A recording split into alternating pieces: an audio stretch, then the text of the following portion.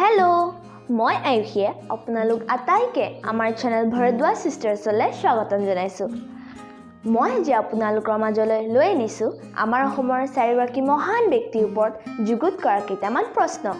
তেনেহ'লে পলম নকৰি বলক প্ৰশ্নোত্তৰ শিতানলৈ আগবাঢ়ো। আজিৰ প্ৰশ্নোত্তৰ শিতানত অন্তৰ্ভুক্ত কৰা মহান ব্যক্তিসকল হ'ল লোকপ্ৰিয় গোপীনাথ বৰদলৈ, ডক্টৰ বীৰেন্দ্ৰ কুমাৰ ভট্টাচাৰ্য, ডক্টৰ ভূপেন হাজৰিকা আৰু ডক্টৰ মামণি ৰয়ছম গোস্বামী। প্ৰশ্ন: ভাৰত ৰত্ন সন্মান লাভ কৰা প্ৰথমজন অসমীয়া কোন?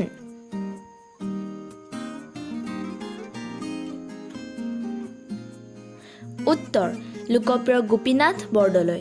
1999 চনত মৰণোত্তৰভাৱে এখেতক এই সন্মান প্ৰদান কৰা হৈছিল। প্ৰশ্ন: অসমৰ প্ৰথম মুখ্যমন্ত্ৰী কোন?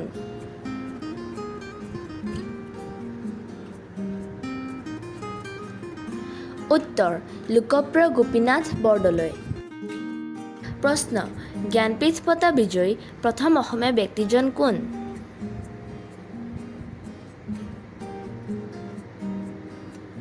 উত্তৰ: ডক্টৰ বীৰেন্দ্ৰ কুমাৰ ভট্টাচাৰ্য। প্ৰশ্ন: ডক্টৰ বীৰেন্দ্ৰ কুমাৰ ভট্টাচাৰ্যই কোন চনত তেওঁৰ কোনখন কিতাপৰ বাবে জ্ঞানপীঠ বঁটা লাভ কৰিছিল?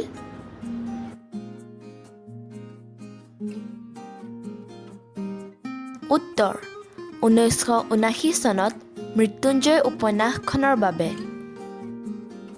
প্ৰশ্ন: ডক্টৰ বীৰেন্দ্ৰ কুমাৰ ভট্টাচাৰ্যই কোন চনত আৰু কোনখন কিতাপৰ বাবে সাহিত্য অকাডেমী বঁটা লাভ কৰিছিল?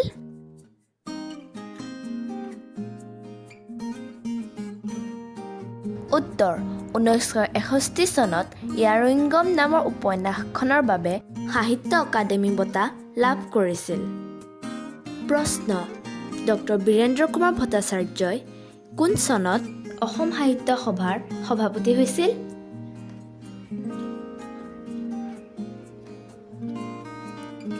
উত্তৰ: 1983 চনত বঙাইগাঁও অধিৱেশনত। প্ৰশ্ন: ডক্টৰ বীৰেন্দ্ৰ কুমাৰ ভট্টাচাৰ্যৰ একমাত্ৰ কবিতা পুথিখনৰ নাম কি? উত্তৰ: সান্ধ্যস্বৰ। প্ৰশ্ন: ভাৰত ৰত্ন সন্মান লাভ কৰা দ্বিতীয়জন অসমীয়া কোন?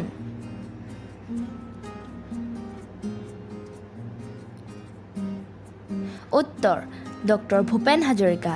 2019 চনত মৰণোত্তৰভাৱে এখেতক এই সন্মান প্ৰদান কৰা হয়। প্ৰশ্ন: ডক্টৰ ভূপেন হাজৰিকা দেৱে ৰচনা কৰা প্ৰথম গীতটি কি? উত্তৰ: কুসুম্বৰ পুত্ৰ শ্ৰী শংকৰ গুৰুৱে ধৰিছিল নামৰে তান। প্ৰশ্ন: ডক্টৰ ভূপেন হাজৰিকাৰ অনুলিখিত আত্মজীৱনীখনৰ নাম কি?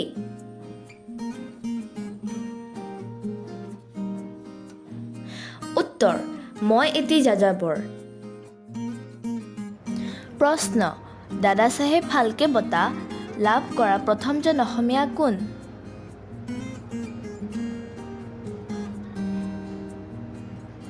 উত্তৰ: ডক্টৰ ভূপেন হাজৰিকা। এখেতে 1992 চনত ভাৰতৰ চলচ্চিত্ৰ জগতৰ এই সৰ্বোচ্চ সন্মান লাভ কৰে। প্ৰশ্ন: ডক্টৰ ভূপেন হাজৰিকা দেৱে পৰিচালনা কৰা প্ৰথমখন চলচ্চিত্ৰৰ নাম কি?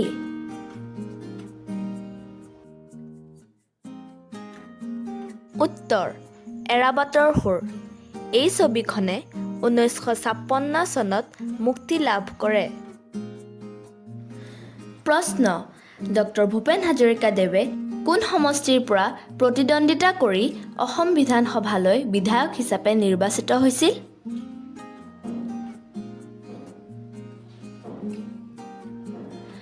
উত্তৰ: 1967 চনত নাওবৈচা সমষ্টিৰ পৰা। প্ৰশ্ন: ডক্টৰ ভূপেন হাজৰিকা দেৱে কোন চনত অসম সাহিত্য সভাৰ সভাপতি হয়?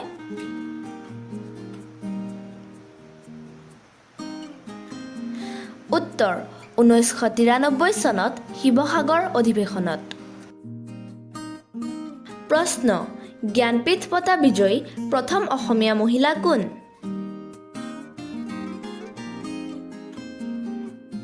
উত্তৰ: ইন্দিৰা গোস্বামী। এখেত ডক্টৰ মামণি ৰয়ছম গোস্বামী নামেৰেও পৰিচিত। ইন্দিৰা গোস্বামী হৈছে জ্ঞানপীঠ বঁটা বিজয়ী দ্বিতীয়জন অসমীয়া সাহিত্যিক। এখেতে 2000 চনত এই বঁটা লাভ কৰিছিল।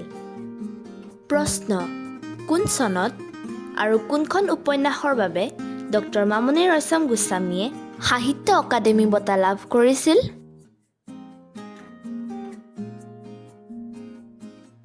উত্তৰ: 1982 চনত মামৰে ধৰা তৰোৱাল নামৰ উপন্যাসখনৰ বাবে।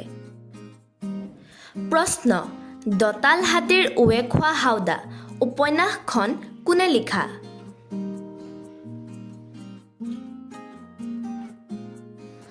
উত্তৰ: ডক্টৰ মামণি ৰয়ছম গোস্বামীয়ে। তেওঁ এই উপন্যাসখনৰ বাবে 1988 চনত অসম সাহিত্য সভা বঁটা লাভ কৰে। প্ৰশ্ন: আধা লেখা দস্তাবেজখন কাৰ আত্মজীৱনী? উত্তৰ: ডক্টৰ মামণি ৰয়ছম গোস্বামীৰ।